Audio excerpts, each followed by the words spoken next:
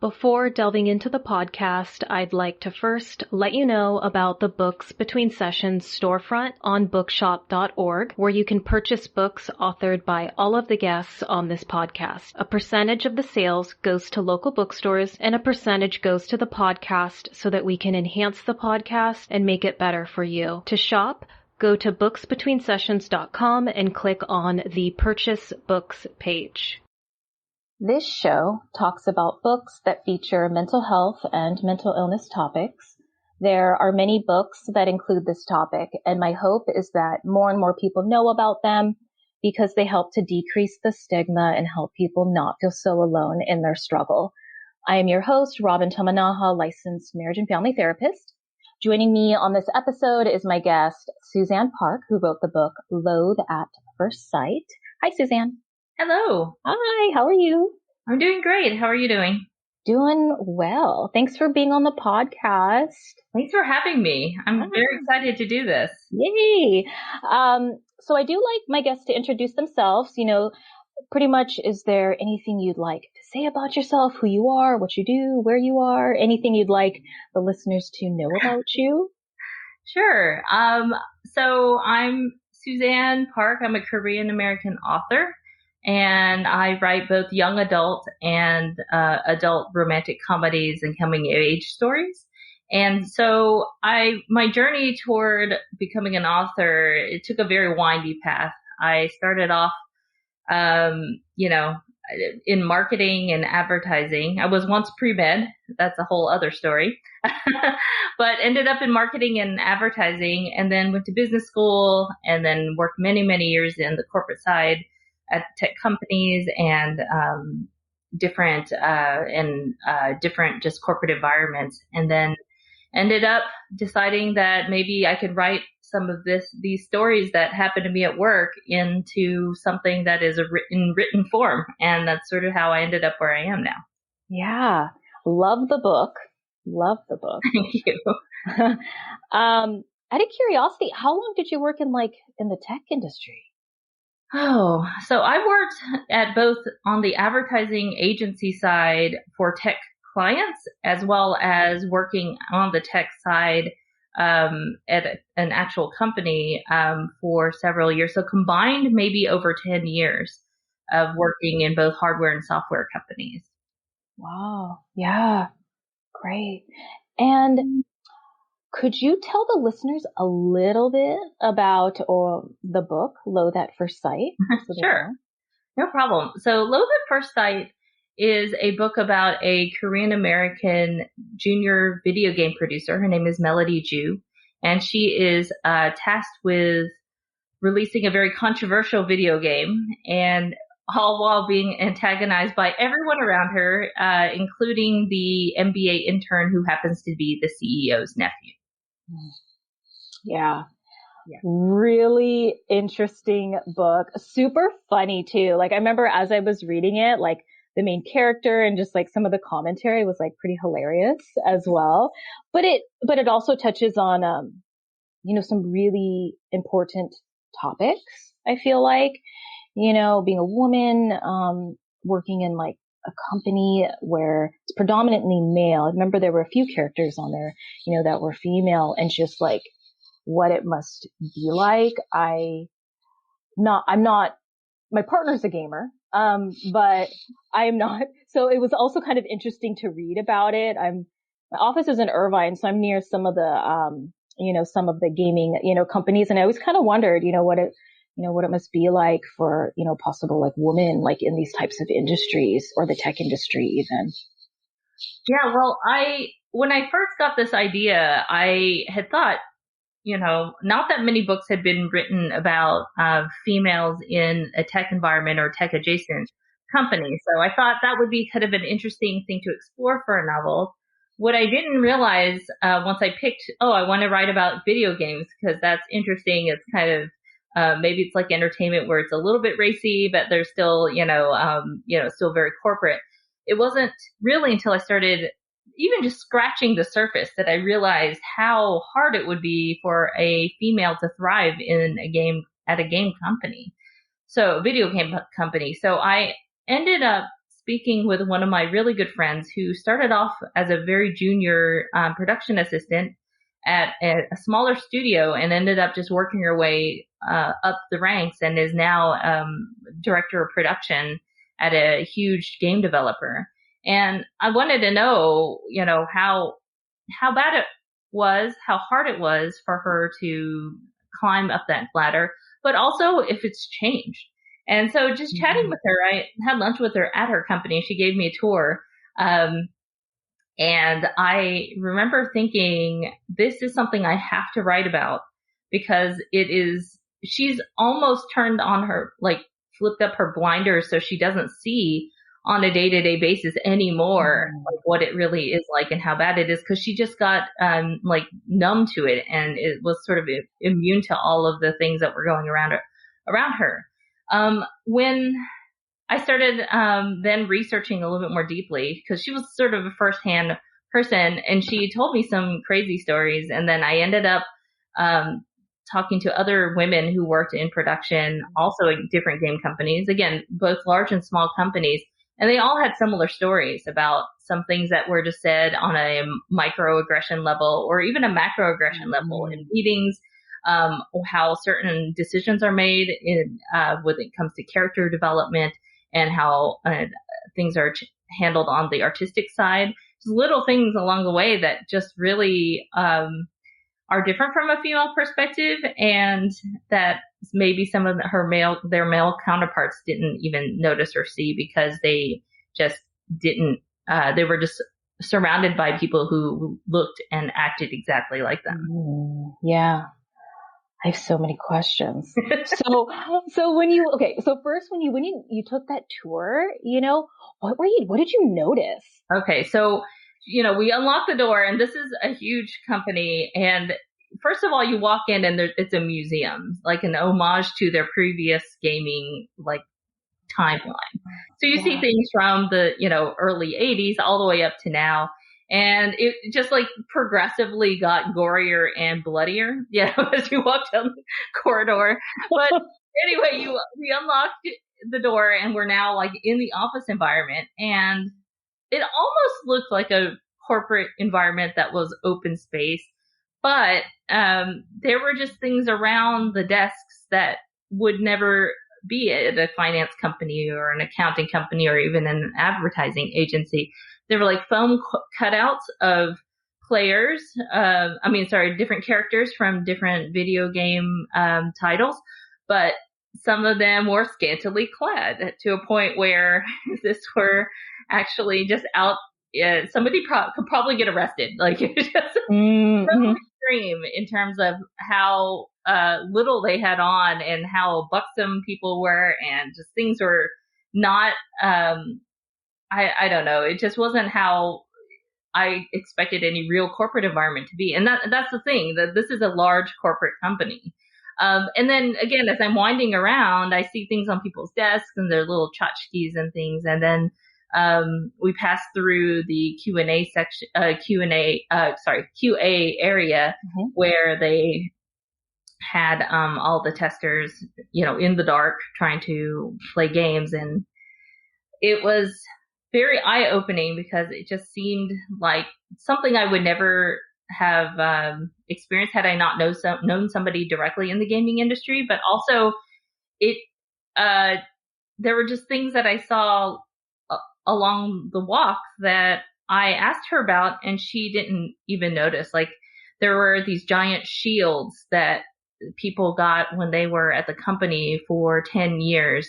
They're like heavy steel plaques that were shaped like shields, like full-fledged huge shields with swords, like working swords. And you're thinking, who would, at a 10-year mark, that's what they get. That's what you get. Yeah. You're thinking, wow, at my company I got like a little like placard, but they handle it differently. So some of it is creative and interesting, but other things were slightly offensive as I took my tour. And then she worked on kind of the more PG-13 games, but there were things around that were bloody and gory and alien-like, and it depended on which game you were working on that they had the seating arrangements. But it was eye-opening. And then again, when I got back home, I realized that if I did write about this, it's not going to be something that is going to be super lighthearted and fluffy, because I have to talk about the sexism and racism that happens in that work environment, or it's not being true to that, somebody's story that is actually going through it. Yeah. So that was a tough decision to make, is how to couch these things with humor, so you are reading it and it has some levity, but at the same time it's very real, so that if somebody is working in that environment, or you know that somebody that works in gaming, you know that these problems exist, and I couldn't ignore that. Definitely. How many women did you see when you took that tour, out of curiosity? Oh, none. None. Oh, man. Friend. And I was looking for them, because I was thinking that was something that was like a data point that I wanted to, highlight. But it really was none. Maybe they were all having lunch at exactly the same time or something, but together. Right. They were like, we got to get out of here. But there really wasn't any evidence that there was, any sort of 50-50 balance of male and female and just women walking around. Yeah. That is so interesting.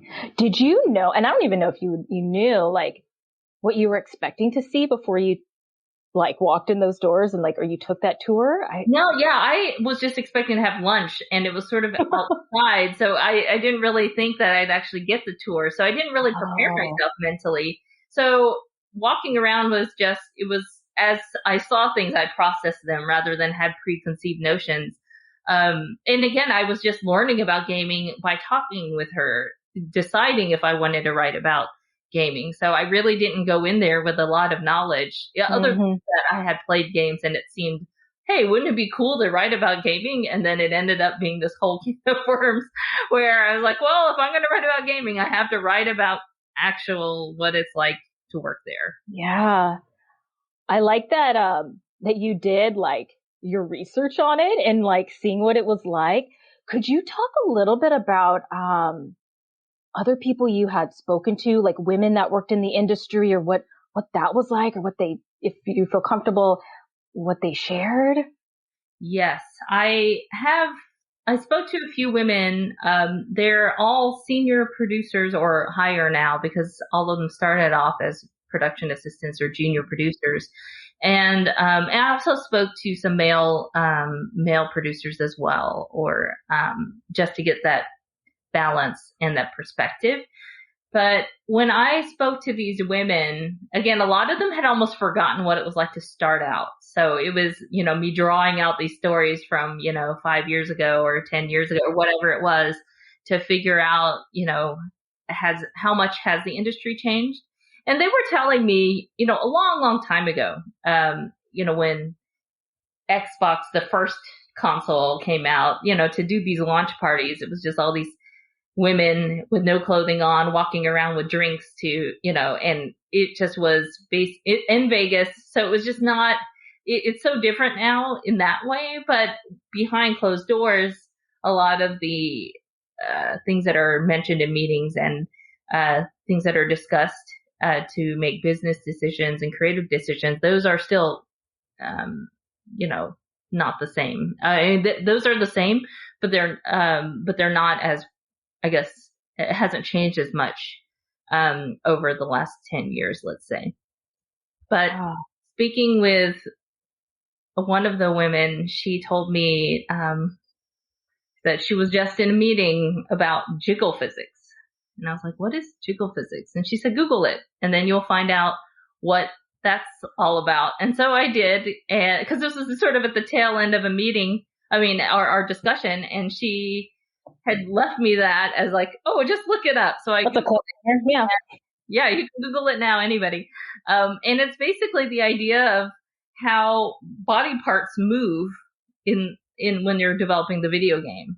And she said that in the game they were talking about, in the meeting they were talking about in the video game they needed to talk about how a woman's breast bounced. And it got really graphic, let's just say, in the meeting. And people were bringing up that they had seen pornography and that they should emulate that. And it just became this very uncomfortable meeting for the women in that meeting. Because you're just thinking like that you just are openly talking about this in a corporate environment, and where is HR during all of this? Yeah.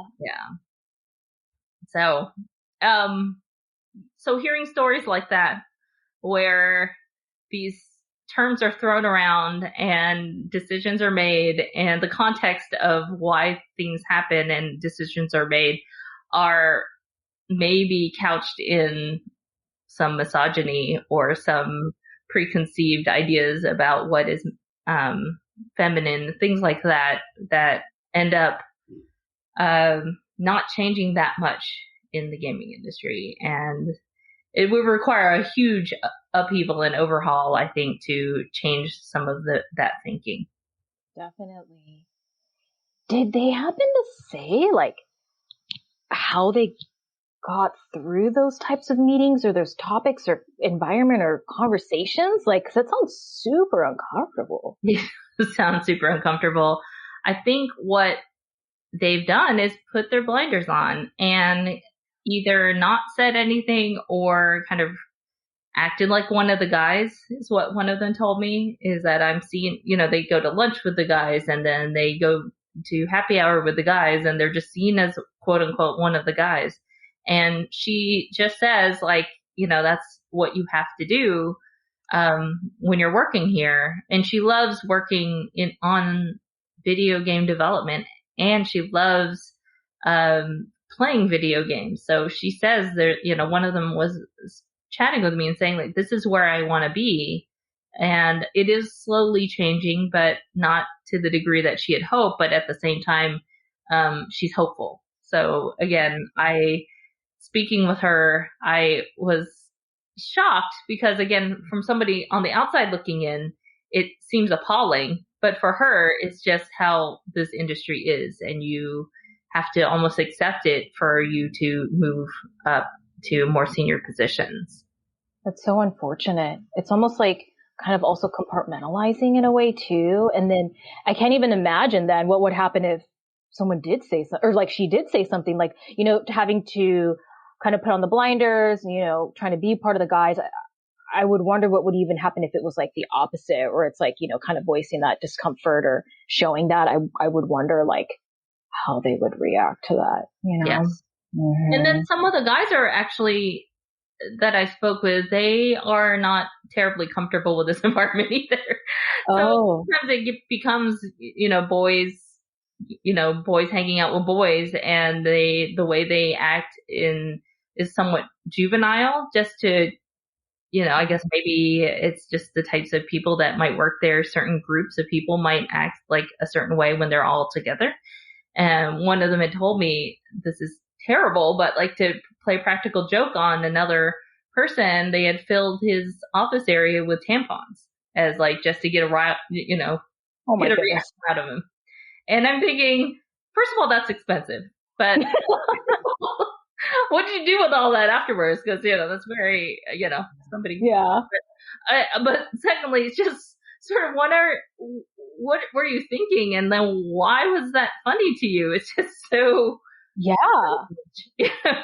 Well, who came up with the idea? But worse is like a bunch of guys said, let's all go do this thing together. And it will be funny at work. Wow. Yeah. How about, for you, if you feel comfortable talking about it, you said you had worked in the tech industry, for some time. How do you feel about sharing, like, maybe if you've had any kind of odd, weird, uncomfortable, like, situations?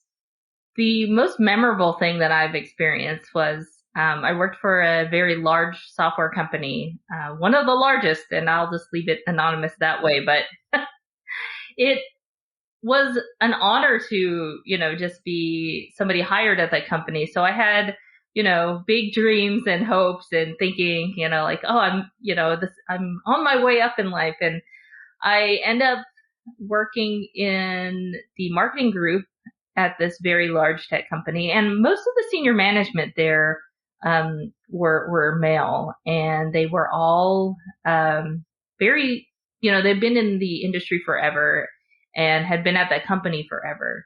And when I first started that first week, it just happened to coincide with a all group luncheon. And so they ended up putting out this buffet of pizza and salads, and everybody was free to just grab what they wanted to eat and then sit down in the larger group. But because the team is so big, they ended up having to spill over into this other room, the secondary room. But the way it sort of ended up being hierarchically divided was all of the senior people ended up migrating to one room, and then all of the regular people ended up in the other.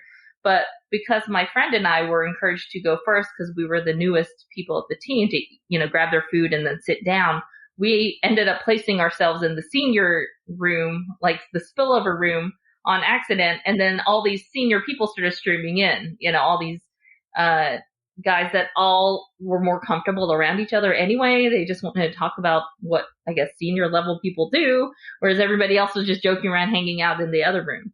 So it's already uncomfortable for my friend and I to sit there. He's male and white and tall and good looking. So it was just all like, he was okay there, they were older, but they brought him in under their wing. And I'm just sitting here just shoveling like ziti in my mouth, just trying to eat fast and get out of there. And then one of the guys, male senior directors, he just ended up saying that his husband was, working, on doing a stand-up routine, and just started telling jokes.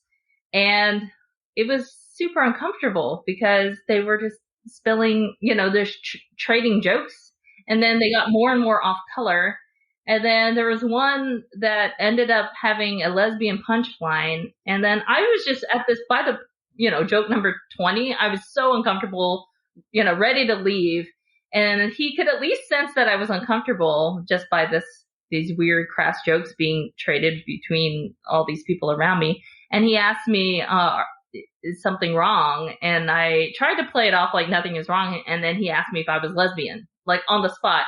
And that's why I was uncomfortable. And rather than other people sort of helping me out by just smoothing it over or just joking it off and trying to let me leave, he wouldn't let me leave until I gave him an answer. And what? It was, yes. Oh my gosh. So horrible. And I was just sitting there going, like, why would that have even come up in a, I keep saying a corporate environment, but these places, corporate, and it was one of my first big jobs that I had in terms of just working at probably the largest company I will ever work at, and thinking this is a place that is supposed to be well run and have all of these checks and balances in place. So this kind of thing doesn't happen. But I think what was most offensive is that none of the people were jumping in and trying to kind of smooth it over, or just like help me get out of the situation, or even, more appropriately, just tell him that was inappropriate. They just let their behavior slide. And I just thought to myself, these are people who are affluent, men with their MBAs, and they're just sitting there waiting for my answer. So I have experienced that sort of thing firsthand. And I remember that, really having an effect on me, so that when I did end up speaking with my friends in gaming and realizing that there was something here that I wanted to write about, I did fold in some of my own experiences, how I felt. Those experiences and those feelings, those inner thoughts from the main character are real, because they are definitely things that I remember feeling and experiencing myself. Definitely. Oh my goodness. Your first week at this major company, and like you said, you were like alone in it. Like you were just, that sounds so uncomfortable. Right. And even my friend next to me, he could only do what he could do, right? he's new as well. He didn't know what was happening here with the dynamics of it all, but his thought was to keep quiet.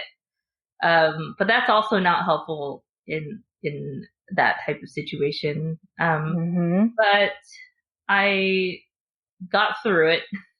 And then I ended up writing about these things in Loathe at First Sight. So, yeah. so I did sort of end up processing it and getting it down on paper and working through it. But that was one of many things. That was the most vivid thing that I still to this day remember, but there were definitely in meetings microaggressions. And, I write about this in my next book, So We Meet Again, where there's one company I was at where the Asian women are given more of the work because they say it'll get done. Like that was just known at the company.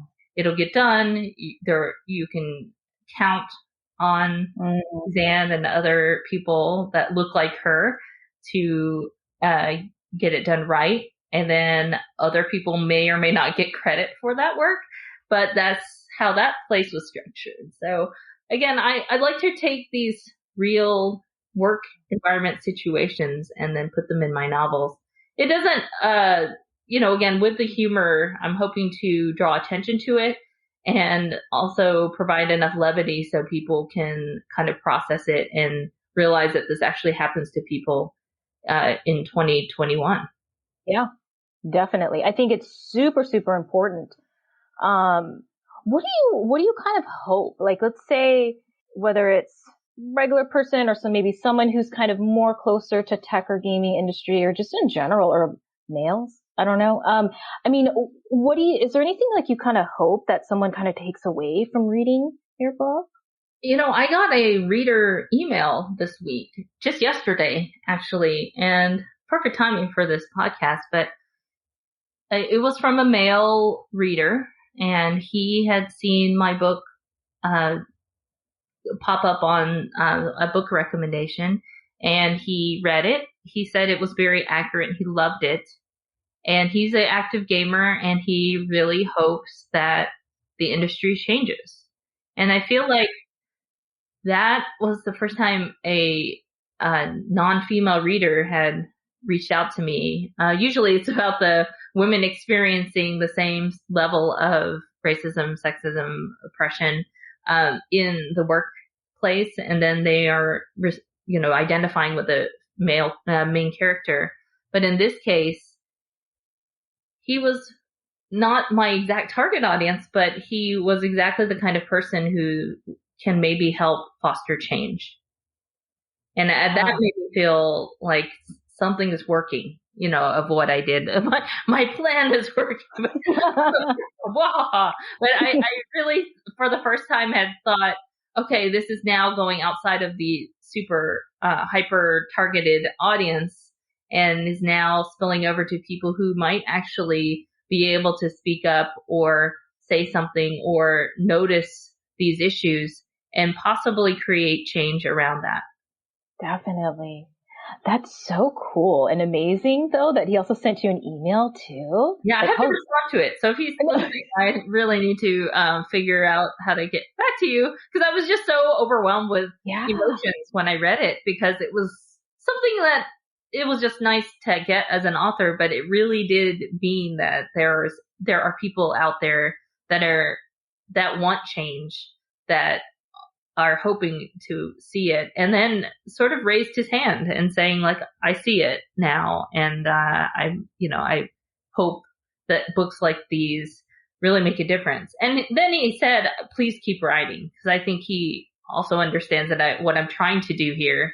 I'm trying to write books, of course, but also get that message out there about how women are treated in a work environment. Yeah, that's so amazing. I think that's so cool.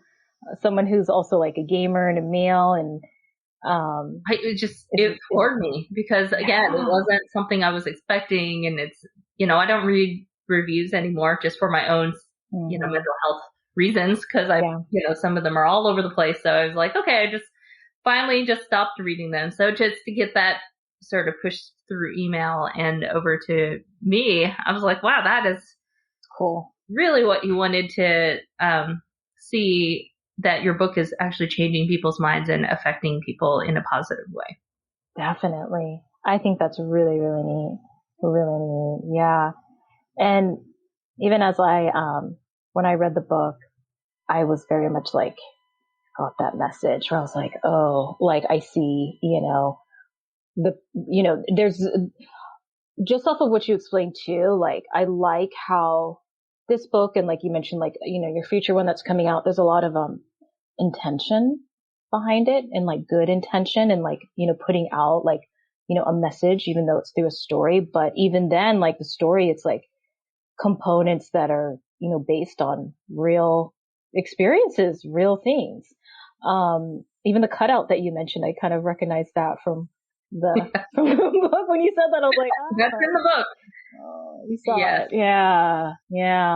I'm lucky to have an editor too that also understands what I'm trying to do. From a evangelism perspective, but also understands that for a reader to be open to that kind of message, it does need to be enclosed and packaged in a way that is something that they can tolerate and take in. So for me, that's humor. So if I go darker, I do need to have a little bit more humor to balance it out. And she's always, very quickly pointing out areas where I can add more levity, or this is pretty dark, or this is kind of hard to read, but maybe either lighten it up or find some other way to balance it. And so she's been really good at helping me do that, so that when it's not like this really dark, depressing book when you read it, all of my books have a happily ever after. So the main character goes through a lot, but perseveres. And I think that is something that I really want to make sure that is clear, especially when it comes to intention. And hopefully when somebody reads it, they see that somebody went through a huge number of obstacles, but ended up winning in the end.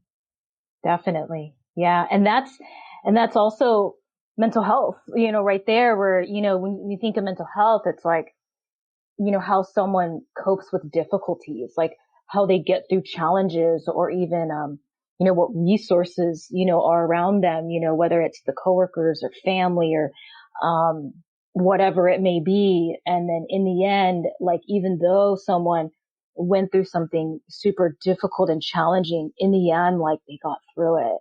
Yeah. And in Loathe at First Sight and So We Meet Again, when the main character goes through the trials and tribulations that I put them through, I don't try to find ways for them to get out of it that are unrealistic. I don't love magic that suddenly appears or epiphanies that somehow magically solve their problem. I have them fail, and I have them make errors, and I have them kind of try something and then try more things. And most of the kind of solutions that I come up with are either completely vetted by somebody that's already been through it, or I have an idea and I run it by those people saying, like, is this a realistic way to, overcome this or get through it? And I get feedback on that. And I have to always make sure that it's a way that a average person handling that type of situation can figure out a way out of it. Because again, I just don't like these over the top type of stories where, like somebody posts one video, their very first video, and it has 5 million views. Like, it's not realistic for somebody to just come up with this killer video game idea and have it launch overnight. That's not realistic. So I wanted to make sure all of the steps that went into them persevering and succeeding felt like real wins along the way, because they were actually realistic wins. Yeah. And I think that helps with the relatedness. I don't know, how you are, or like, other readers. I know for me, like one of the reasons why I became so interested and like immersed in books at one point is because there was some sort of relatedness. Like there was like the realness of the character or of the struggle, what it looks like going through those challenges. And if it was a little too fairy tale like, or a little too like off, where it's like, how did that happen? It just, sometimes I would get kind of lost. I think having that realistic component on like the real struggle, what like getting through it does actually look like, in real life, I think also helps connect with the reader, or else it's kind of like, huh? Especially for something, like this, and, as well. And I love how now books are having all these different topics, and it's like, real life struggles, but then it's like the story and like how they get through it also matters. Cause like you hook them, like you got them, but then it's like, also maintaining that like interest in it, kind of not falling off to where it's like, oh, I don't know about that. Right. And, although I worked on the marketing side and, communication side of, business, I feel like at least gaming industry and the finances for the newer book, those industries, while they may not be something that you have worked in, the types of things that these main characters are going through in a workplace or in meetings or just dealing with other people they have to work with, I feel like those were relatable too. So I wanted to make sure that I picked scenarios, and I picked things that almost anybody can go, oh, I've dealt with that meeting where the guy says the exact same thing that I said and then packaged it slightly differently, and they got all the credit for that idea. Or that person who was hired to do this role dropped the ball, and then I had to pick up the slack because they didn't do their job. And why am I doing two people's jobs now? So it's those things where I think people have dealt with that, whatever industry they worked in, if you're female, and having to pick up slack for somebody else. Those are very relatable things as well, especially as you, if you work in an environment where you're dealing with a team or dealing with, groups of other people that you have to work with to get something done. Definitely. Well, we are almost out of time. Before we end though, did you want to I don't know if you can say too much, about your next book or anything else you'd want the listeners to know about as far as what you're doing, what you're working on, what's coming soon? Oh gosh. I've been really busy, and that's been a good thing, I think, for me to keep busy during this, unique time. And it's funny that productivity affects people differently, and for whatever reason, because I have nothing else to do, I end up writing whereas other people have other things to do, like they, watch Netflix and then they go do sports or whatever. I literally have nothing to do, so I just, write in all of my time. So I'm able to get books written. So it's been hard, but things are still moving along. I have 2 books coming out this year. One's a young adult book, and it's called Sunny Song Will Never Be Famous.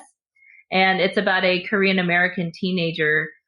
She's an influencer, and she gets shipped off to a digital detox camp in Iowa. And that, it was a lot of fun to write. And I think that's why I was able to do it in the pandemic, is I was just like, I need a feel good, funny read, summer camp, all that stuff that just is, something that makes me smile, but also just the absurdity of an Asian female in the small remote town in Iowa having to not have access to technology and is stuck on a farm, and she has to learn how to do farm chores and, talk with people, and literally has no access to the internet. And then the other book I'm extremely excited about is coming out in August. And I talked about this a little bit earlier, and it's called So We Meet Again. And it's a part coming of age story, part love story. And it's about a Korean overworked investment banker, Jessie Kim. And she moves back home with her mom and decides to start an online Korean cooking show. And things are going okay, but then when her mom does a cameo on the show, walks on and critiques her cooking style, that's when the videos take off. So she's now stuck doing business with her mom, or the business can't succeed. And then she also runs into her childhood rival there. His name is Daniel Choi. And she thinks he has the perfect life, but she couldn't be more wrong. And so that whole story was also it had started off in a place where I wanted to write about banking and the behind the scenes of that. It's similar to gaming in that way, where there's a lot of chauvinism and misogyny and things, but I did not want to dwell too much in the workplace for this book. Once I started writing it, I realized, like, let's just get to her story and then have her move on past her what used to happen to her, and she'll come back to addressing what had happened to her in banking. But I felt like I wanted a little bit more of an uplifting story rather than like a takedown story. So it ended up being a lot more joyful when I wrote this one as well. So, I guess overall the pandemic has changed sort of the focus of my books, but in a way that I find that will help people too. Definitely. I'm excited for those too. I'm excited to read those. Those sound really interesting. They're going to be a lot of fun to get into readers' hands just to see how people react. Early readers have really taken to the humor behind these books. So I'm super excited, and the scenarios are just absurd. I mean, one is about a woman trying to start a cooking show with her mom, and her mom is just constantly talking about, like, you're doing this wrong and this wrong. And so, and then you've got, another book about a Korean American teenager that's just stuck at this camp for a month, and she has no idea what she's doing. She's never had to do anything remotely like this before in her life. So it's been, taking her back to the simple life. But it's, again, these books brought joy to me, and hopefully to my readers as well. Yeah, definitely. They will. And if the listeners want to find out more about you, where could they go? Like website or? Yeah, they can find out more about what's going on my website at SuzannePark.com. But I'm most active, I think, on Instagram, and that is Suzanne Park, Suzanne Park. And then on Twitter, I'm also somewhat active, but definitely more on Instagram. But I do have some updates on Twitter, and that's also Suzanne Park. Cool. What I'll do is in the show notes and then on the booksbetweensessions.com website, I'll put the link to your website, and then as well as the link to like your social media handles. So then the listeners can just go and click on it there. So, great. Thank you. Yeah.